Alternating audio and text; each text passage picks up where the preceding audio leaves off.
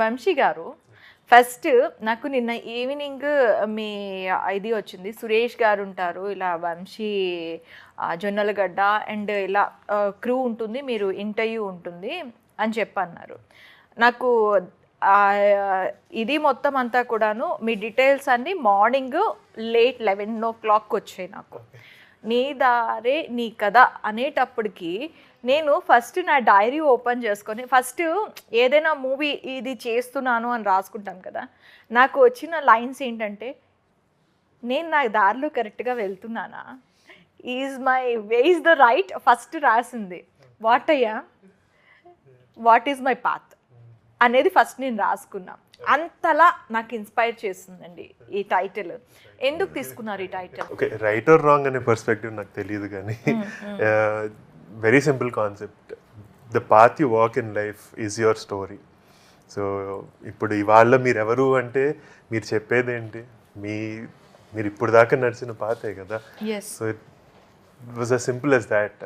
And దాని ద్వారా ఏదో చెప్పేద్దాము మెసేజ్ అని కాదు. It was very simple to resonate with everyone, where they think like, yes, yeah, my path is my story. So at the end of the day, what do I want my story to be? That was as simple as that. Okay. అంటే చాలా stories ఉంటాయి. ఇప్పుడు నేను ఇప్పుడు చెప్పినట్టు every person has their own story. మీరు music back drop ఎందుకు తీసుకున్నారు? సో మ్యూజిక్ అనేది the reason for that is simply it can చాలా స్ట్రాంగ్గా it can get people in touch with emotions అనమాట. అండ్ మ్యూజిక్ అనేది it plays a role in everyone's life, day to day life, to whatever extent ఇది. It could be a minute. నాలాంటి వాళ్ళకి చెప్తే eat music, sleep with music, everything. నేనైతే నా journey కూడాను ఎలా ఉంటుందంటే, almost 1 hour journey to my office, earphones ఉంటాయి, మ్యూజిక్ వింటూ వస్తాను. నా eat and sleep also music. That became a very, అంటే చాలా క్రూషియల్ పార్ట్ అనమాట. మేము చెప్పే స్టోరీని బియాండ్ జస్ట్ వర్డ్స్ నేను తీసుకెళ్ళాలి అంటే music felt like the right way to do it. So that was the reason we chose, okay let's explore this idea through music అనేది. So simple.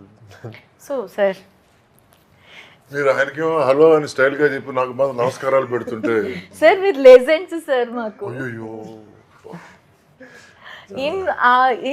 మా చైల్డ్హుడ్ అంతా కూడాను మీ మూవీస్ చూస్తూ పెరిగాం మేము.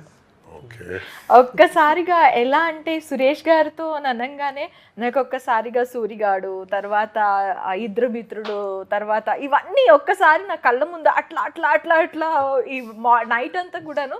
నైట్ నేను పడుకునేటప్పటికి 12 o'clock. I'm homework about you, ఏమేమి ఎక్కడ మిస్ అవుతాను అని చెప్పి.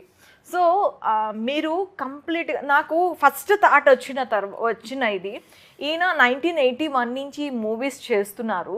అంతకన్నా బిఫోర్గా చేస్తున్న చిరంజీవి గారు వచ్చేసి ఇంకా మూవీస్లో హీరోగానే ఉన్నారు. వై హీ వాజ్ ప్రెట్టీ దాన్ చిరంజీవి గారు. ఐ డోంట్ అలా చెప్పడం కరెక్ట్ కాదు, కానీ యు ఆర్ ప్రెట్టీ దాన్ చిరంజీవి గారు. వై మీకు ఎక్కడ బ్రేక్ వచ్చింది? ఎందుకు హీరోస్ నుంచి కంప్లీట్గా తప్పుకొని ఒక విలన్ షేడ్లోకో లేకపోతే ఒక క్యారెక్టర్ ఆర్టిస్ట్లోకో? వై? I don't know. సమాధానం వెతకాలంటే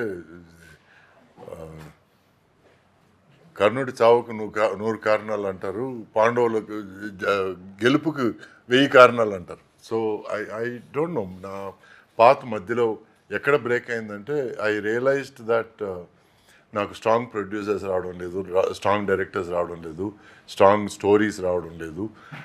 ఏదైనా ప్రాజెక్ట్ వచ్చినా కూడా అది సినిమా ఫినిష్ అవుతుందా, లేకపోతే సినిమా రిలీజ్ అవుతుందా, లేకపోతే సినిమా మంచి రిలీజ్ దొరుకుతుందా, థియేటర్లు దొరుకుతాయా అన్న క్వశ్చన్ మార్క్ ఉన్నప్పుడు నేను ప్రొడ్యూసర్ని రిస్క్లో పెట్టకుండా నేను ఒక చిన్న బ్రేక్ తీసుకొని ఆ తర్వాత క్యారెక్టర్ ఆర్టిస్ట్గా వస్తే బెటర్ అని నాకు అనిపించింది. ప్రొడ్యూసర్గా కూడా చేశారు? అవునండి, ప్రొడ్యూసర్గా చేశాను. కొన్ని సినిమాలు ఓకే అయ్యాయి, కొన్ని సినిమాలు ఫ్లాప్లు అయ్యాయి, డబ్బులు పోగొట్టుకున్నాను. సో అన్ని ఎక్స్పీరియన్స్లు అయ్యాయి.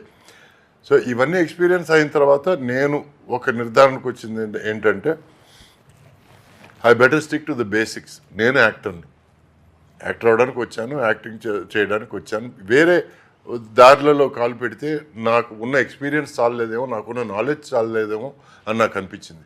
So I thought I try little later, but ఇప్పుడు మాత్రం let me concentrate on what I'm doing. మధ్యలో టీవీ రంగంలోకి వెళ్ళాను, ఒక 7-8 సీరియల్స్ ప్రొడ్యూస్ చేశాను. సో 2000 ఎపిసోడ్స్ ఆల్మోస్ట్ అయ్యాయి. వాటిలో కొన్ని ఎపిసోడ్స్ డైరెక్ట్ చేశాను, ఆల్మోస్ట్ 1000 పైన ఎపిసోడ్స్ డైరెక్ట్ చేశాను. So I tried my hand at everything, production, direction, acting, dubbing ఆర్టిస్ట్గా కూడా పనిచేస్తున్నాను, ఇంకా పనిచేస్తున్నాను.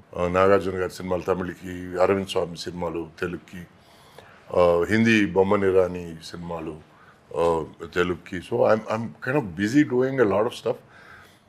బట్ ఎందుకు నేను పల్లకి ఎక్కలేదు, ఎందుకు నేను పల్లకి పక్కన నడుస్తున్నానంటే దానికి దేవుడిని అడగాలి, కానీ not everything has a logical explanation.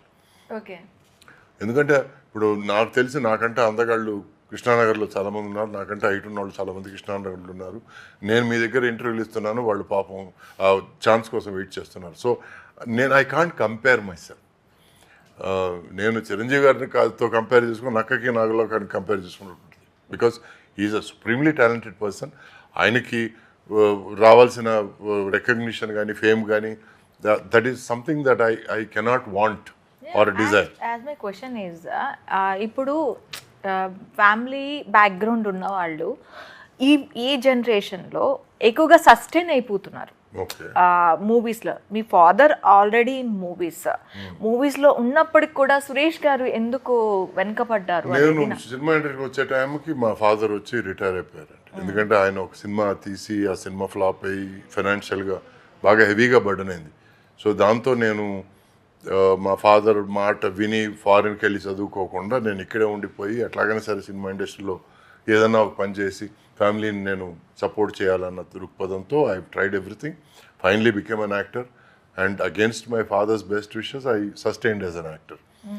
So నాకు ఇప్పుడు దేవుడు మనకి కొన్ని కార్డ్స్ ఇస్తాడు, we can only deal with those cards. మనకి ఆ కార్డుకి రాణి రాలేదేంటి, రాజు రాలేదేంటి, ఏస్ రాలేదేంటి అని ఆలోచించడం కంటే we can only play with the cards that we have. So that is what I been doing.